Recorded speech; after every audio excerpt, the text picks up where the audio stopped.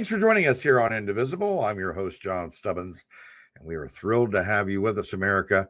Got a great show for you today, so we're going to get on to it. But first of all, go to johnstubbins.com where you can donate.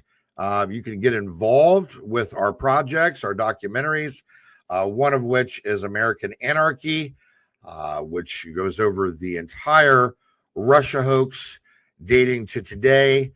And you couldn't come up with a better title, American Anarchy.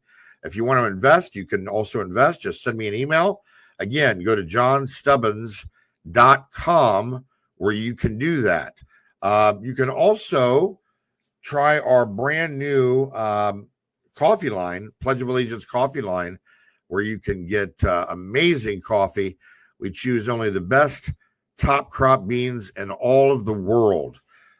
So I think that you will find these bags of coffee interesting. You can get them ground, you can get them whole bean. We'll send them right to your door. General Flynn himself, right there, you can see holding our American Anarchy bag, and we're real proud to have him. That's John Ferguson standing next to him, and he does all of our blending and roasting and choosing of our beans from around the world to make sure that you coffee snobs get great coffee. And if you're like me, you're going to love great coffee, and that's all I drink. So let's get on with it. First of all, I want to discuss real quickly, because it's been nonstop in the news, and I'm sure you've seen it. We've got ICE struggling in different cities to get assistance. These are sanctuary cities, woke states a lot of the time, and we've had it. The American public voted for Donald J. Trump as president of the United States, and we want the illegals out. That's number one. So all these people that are interfering, we need to start putting them in jail. We need to start prosecuting them. And I don't mean anybody gets no deals. Nobody gets off scot-free anymore. The hammer's got to come down, and people need to learn that there are consequences for their actions. And right now, we're not seeing that, especially in these sanctuary cities where people are doing all kinds of things. With the guns firing, burning, throwing rocks, sticks, you name it. You know, last week we had the vehicle that was bumped into trying to corner in and block in ICE agents. This is absurd. It's not sustainable. This is not who we are. And it's time to either put up or shut up when it comes to law and order. We're either going to be a country that has law and order, or we're not. And if we're not, then everybody can play by the same rules. It's going to be the Wild West. But I've had it, and I know that a lot of other people have had it. So it's time to crack the hammer and no more nonsense. And by the way, this also applies because I know that President Trump has identified Antifa as a domestic terror organization. The same needs to happen with BLM. The exact same. They're doing a lot of damage in this country, and a lot of it's race-related and hate-related, and it needs to be dealt with, and it has to stop. People are getting hurt, killed, murdered, assaulted, and it's got to end. So no more deals, no more letting them walk free, no bail. If the feds need to come into these cities and make law and order happen, then so be it. Drive these people out. And by the way, the Southern Poverty Law Center, I was glad to see in the news, I think it was a week or two ago, that they've been excluded from the go-to list as far as this country goes. They have been a racist organization for a long time, and I'm glad to see that they're on their way out the door. Now, that being said, there is something else I wanted to talk about, and you're going to hear me talking about it a lot more over the coming weeks and months. The fiasco with MMTLP, which everybody should be familiar with, is ongoing, and I started investigating this about a month ago, and I've slowly been working my way into it because of the fact that we have 10 other investigations going on, including the Adam Schiff investigation, the Russia hoax, the border situation, obviously human trafficking, and so many other things, including big tech and Act Blue, which is high on my radar right now as well. So I want to read this to you. This came to me this morning. There was a new court filing that confirms that Schwab, TD Ameritrade, TradeStation, Thinkorswim, and NASDAQ have turned over Meta Materials stock trading data. The DTCC in discussions to turn over data for a fee. Citadel, Virtue, Anson Funds, and FINRA are lining up to argue motions to quash discovery. So I want you to keep that in mind, because that nonsense has to be dealt with. And that's a new investigation that we've taken on, and we're not going to let it go. We're going to get to the bottom of this. And of course, we know that President Trump is aware of the situation, but we need all of you to be aware of the situation. So Google TLP. Google MMTLP and inform yourselves, get some information on it so you know exactly what we're talking about here. It's not good, folks. Look, we're going to take a quick commercial break, and we'll be right back.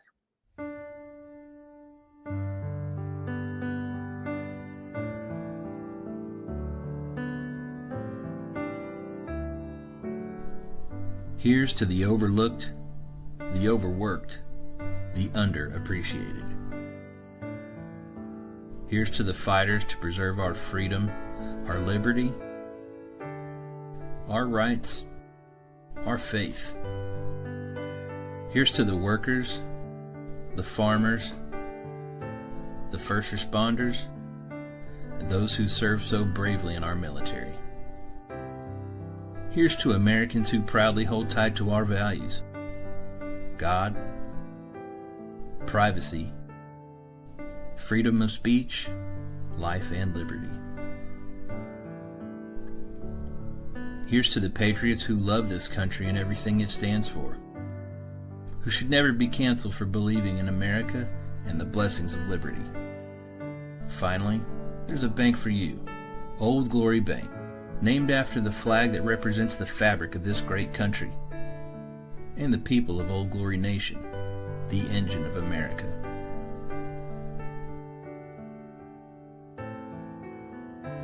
Now you have a bank that values your values. Now you have a bank that stands with you, no matter where you stand. Old Glory Bank.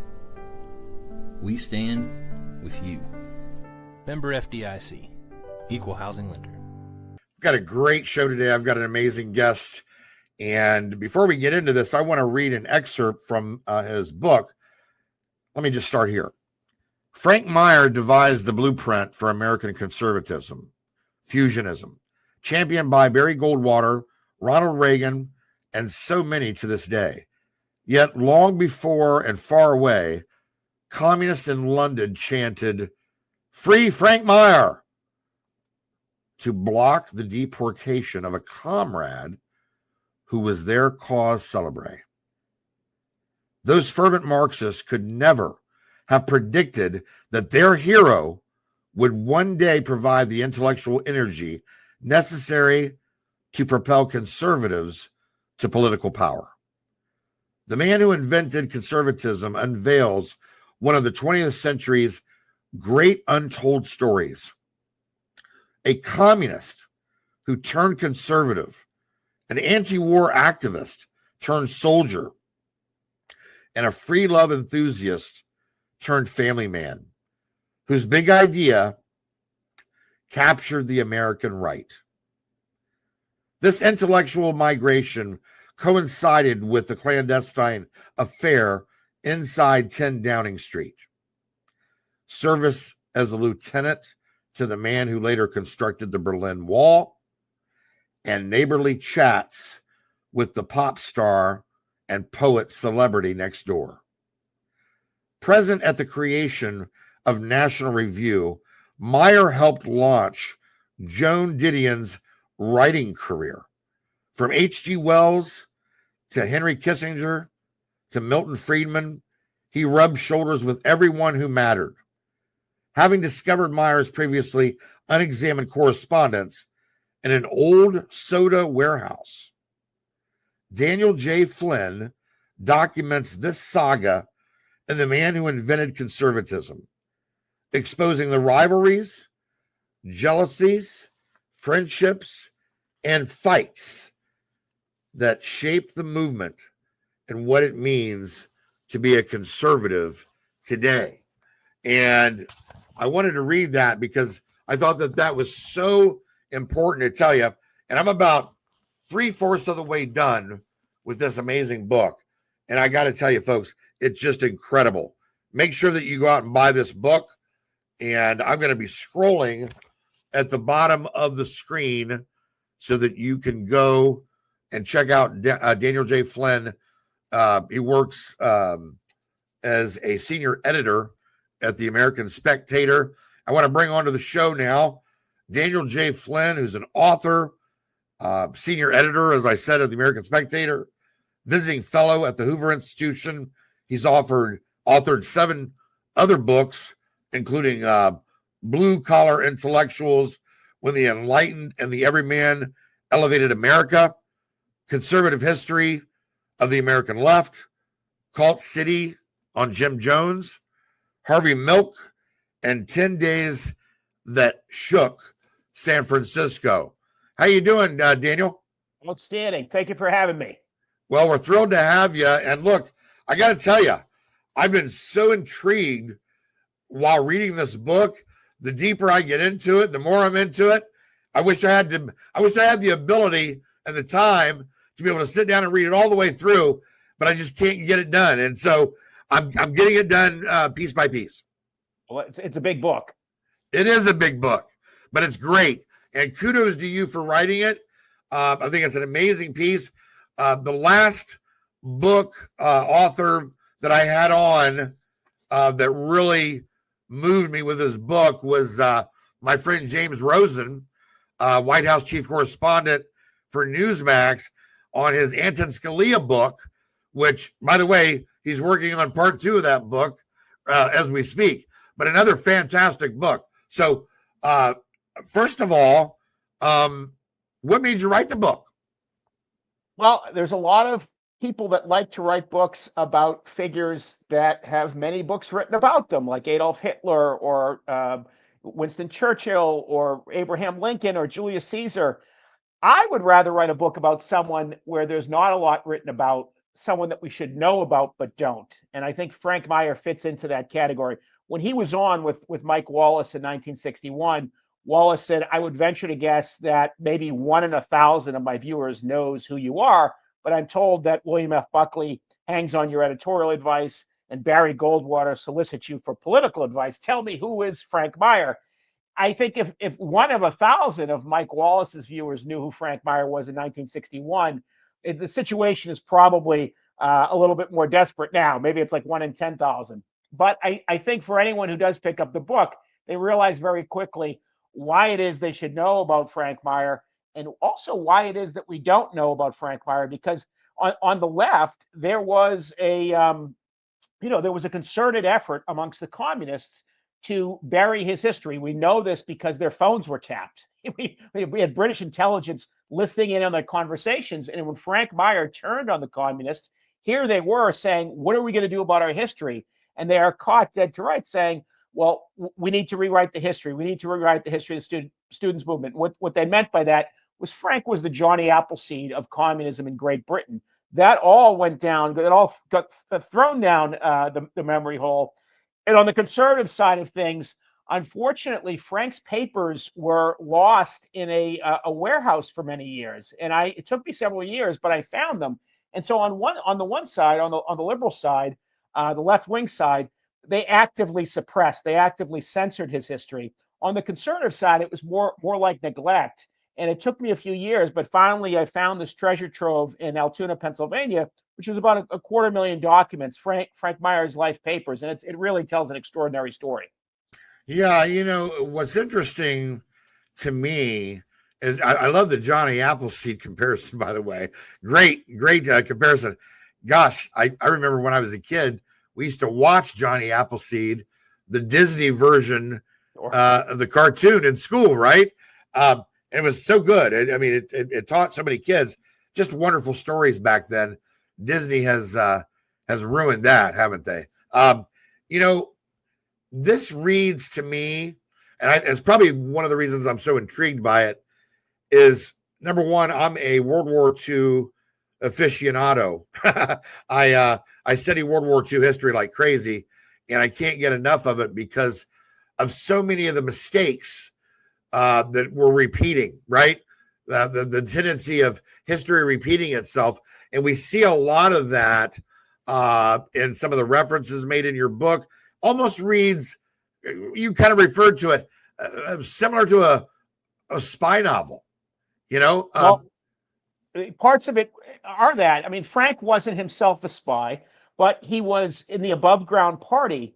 However, his activities were almost spy-like, and you had spies following him around. I mean, there's 160 pages of MI5 and MI6 surveillance on Frank Meyer that I was able to obtain for the book. And they, as they're following him around, they could tell you what tweed coat he was wearing, what bars he was drinking at, where his mother did her banking at. The one thing they kept out of their reports was at the very time they were watching Frank Meyer, who was the leader of the Communist Student Bureau in Great Britain, he was having an affair with Ramsay MacDonald's youngest daughter. In other words, Ramsay MacDonald being the Prime Minister of Great Britain, Frank Meyer was, in fact, going into 10 Downing Street when he wasn't there and was messing around with his daughter. Wow. So if you want to take any figure in the history of communism, Che Guevara or Jack Reed, any sort of romantic figure, none of them had the guts to pull off something like that. But Frank Meyer did that.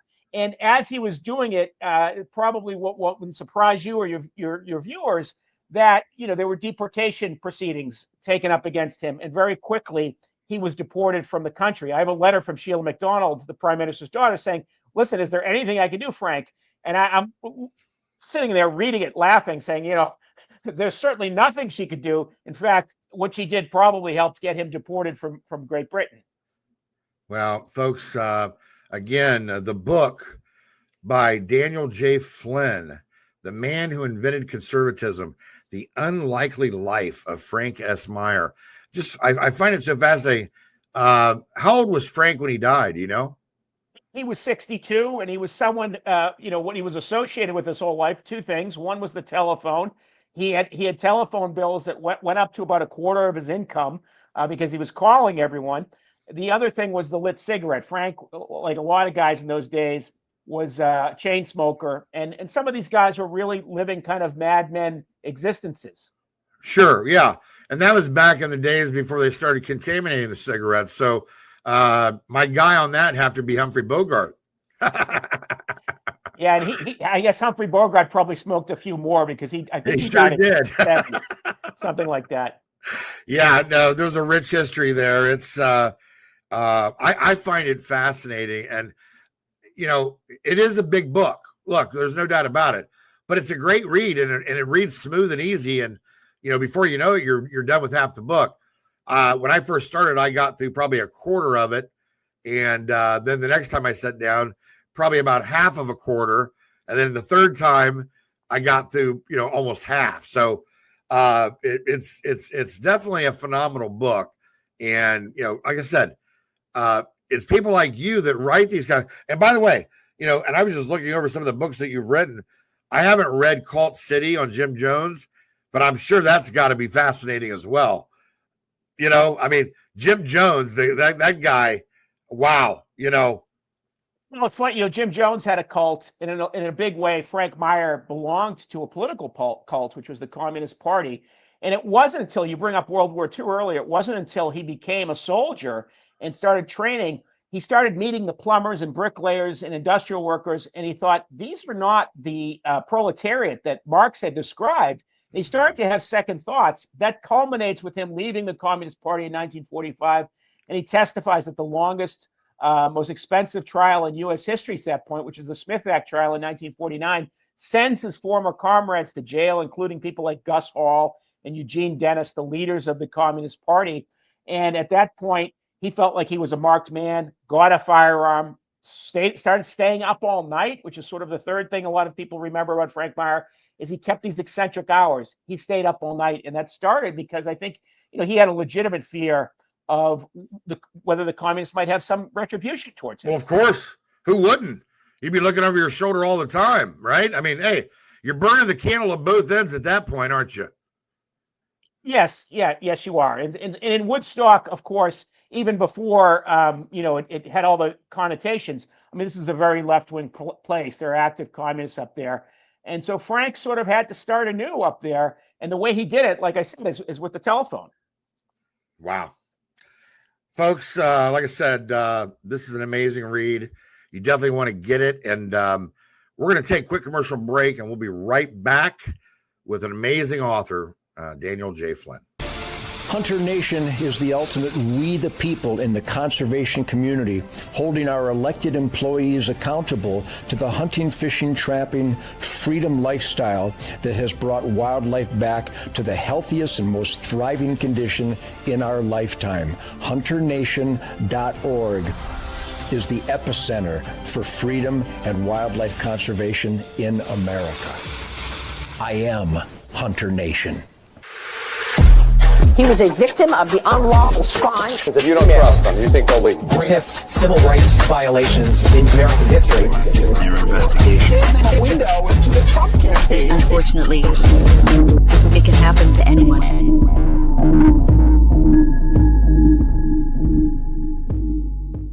We're back with Daniel J. Flynn. Daniel, I'll take a look at something else, and we can get back to the book here before we expire, but I definitely want to get to this while I have the chance. I want to talk about this op-ed that you wrote. This came out yesterday, right? Correct. The exclusive Daniel Flynn, Frank Meyer, and the Roots of Trump's America First Foreign Policy. You want to talk about that? Yeah, sure. In 1968, Henry Kissinger was selected by Richard Nixon to be his national security advisor in his incoming administration. He knew Frank Meyer, reached out to him and said, what should our foreign policy be? And Frank, at the time, he's an anti-communist bar none since he had left the Communist Party. But he said, listen, if there were no such thing as the Soviet Union, the whole idea of the Vietnam War, the idea of foreign aid, the idea of United Nations, the idea of these entangling alliances, all of this would be a complete farce if it were not for the Soviet Union. In other words, if it were not for this messianic state seeking world domination that was an existential threat to not only ourselves, but to many of our allies, all of this would be a farce. So the day that the Soviet Union goes away, our foreign policy should be something that is more restrained by what America's just interests are. And that was Frank's belief going back to the Sharon Statement. One of his acolytes, Stan Evans, wrote the Young Americans for Freedom Sharon Statement. And therein, he said, our foreign policy should be, restrained by what is in America's just interests. And I think that's been a pretty good, guidepost to go by since then. But obviously, up until very recently, I don't think too many of our presidents have taken that as a compass. It's really interesting because it's amazing how the timing of that op-ed goes along with your book. But thank God that you did it, and I'm intrigued by your work. I'd love to talk to you even more about this because it really looks to me like, when you look at, first of all, just to most conservatives, the idea of going full-blown communist and becoming a conservative, the likelihood is like nil, right? Especially in today's space, as you're laughing and I'm laughing, it's real. It's okay. I liken it to Islamic jihad because you cannot reason with evil. and someone that wants to kill you, someone that believes in their heart and their mind and their soul that beheading you is the only way forward and there's nothing to discuss. You can't negotiate with that. Okay. And these communists, these Marxists, these people that want to destroy our republic right now, that are out there trying to do it, trying to create it, whether it's the CCP or Islamic Jihad or BLM, Antifa, the cartels. Look, to me, they've all gathered together as the new axis of evil, and they're working together to try to burn it down. I mean, they say so. They don't hide it. Yeah. So what are we to do if we know that's how they feel and that's what they want and that's what they're going to do? You're not going to bargain with them. And this is the thing that scares me. I understand it. I'm a military veteran. I get it. I know you get it. But to the average American out there that has a family that works, that doesn't have time to keep up with all of this and the intricacies of it, they don't understand that if you're face to face with one of these individuals, they will kill you. And we're seeing it all over the place in these woke cities, in these sanctuary cities. People are dying in America, innocent civilians. I think with regard to Frank, just to put an optimistic spin on this, people would have said what you're saying about Frank Meyer in his day, but yet, one day he reads The Road to Serfdom by Friedrich Hayek, and he has an epiphany, and he thinks, gee, the last 14 years of my life have been a waste. I've been wrong. And what I would suggest is that at some point, there's going to be someone, let's say an Antifa person, who realizes, oh, gee, what if I was wrong? I mean, it sounds crazy to contemplate, but some of these people, there's gonna be epiphanies coming, and that epiphany came for Frank Meyer, and what he did was absolutely remarkable after that. I mean, he's one of the founders of the American Conservative Union, the Philadelphia Society. He's president at the creation of National Review, the Conservative Party of New York, Young Americans for Freedom. He comes up with this idea of fusionism, where he basically says that tradition and freedom are not in conflict, they're in cooperation. You take away thousands of years of Western civilization tradition, and freedom's going to go with it. That was his big idea, and that was what was left behind in 10 years after his death, about when Reagan gives a speech at the Conservative Political Action Conference. He starts talking about all of the conservative figures that had influence on him, and he stops for an awfully long time on Frank Meyer, because Frank Meyer's conservatism was rooted in the American soil. In other words, if you're a conservative in Great Britain, maybe you're conserving the monarchy, maybe you're conserving the aristocracy. In the United States, what is our tradition? What is our tradition that a conservative would conserve? Well, that's the founding. And whether you're talking about the Declaration of Independence or the Constitution or the Federalist Papers, it all means freedom. And so if you're a conservative in this country, according to Frank Meyer, the tradition that you're going to conserve is freedom. And I think that is something that gets overlooked, I think, by a lot of conservatives today, but it's something that's never going to go away. As long as there's an America, and as long as there's such people as conservatives, they're going to think, what is it that we as Americans, what's unique to us, what's special to us that we're going to conserve? And that's the American founding. Amen. Amen. Folks, again, the book is The Man Who Invented Conservatism, The Unlikely Life of Frank S. Meyer, authored by Daniel J. Flynn, who's been with us. And we're grateful that you took the time to come on the show, brother. That's a good way to end it, because you're absolutely right. You nail it right on the head. And I hope that we can get this mess straightened around, because there's a lot of us out here that are waiting on the worst to happen, and we're ready. We don't want it to have to go there, but again, you're dealing with people that you cannot that you cannot bargain with. You can't negotiate. There is no negotiation as far as they're concerned, right? So when you're dealing with someone like that, that's the kind of enemy that you need to square up, buddy. And you better you better have eyes in the back of your head. You better have backup, because if it comes to that, number one, the country is already in peril right now. I mean, we're walking on thin ice. So God bless you. I appreciate you having me on. Yeah, our pleasure. Hope you'll come back again. What's next? What's next on the agenda?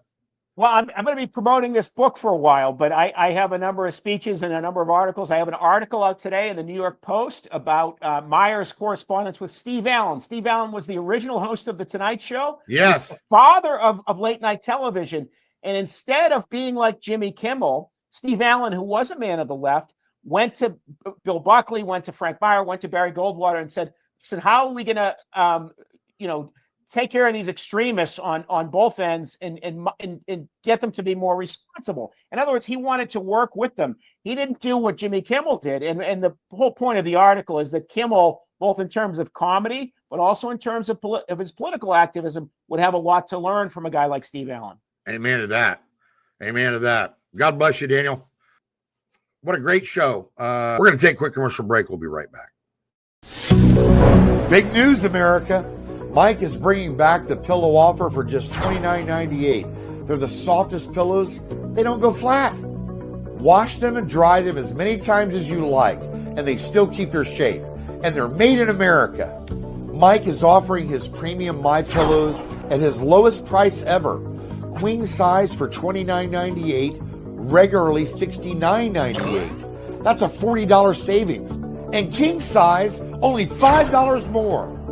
Go to mypillow.com and enter the promo code INDIVISIBLE for my show, or call 1-800-716-4639 and give them the code INDIVISIBLE for my show, and you're going to get huge savings. Every day they put their lives on the line, in the line of duty, in the line of fire. They're protectors, our armed forces, police, firefighters, and Border Patrol agents. They protect us, so Old Glory Bank is protecting them with Old Glory Protect. It's a $100,000 line of duty death benefit free with an Old Glory Bank account with direct deposit. At Old Glory Bank, we protect those who protect you. Open an account today at oldglorybank.com. We stand with you. Thanks for joining us, America. Great show.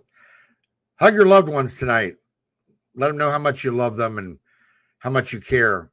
And spread the word about patriotism, about a love for America and our republic, and how you want to save it so that we can save being free. God bless you. God bless your families, and God bless America. We'll see you next time.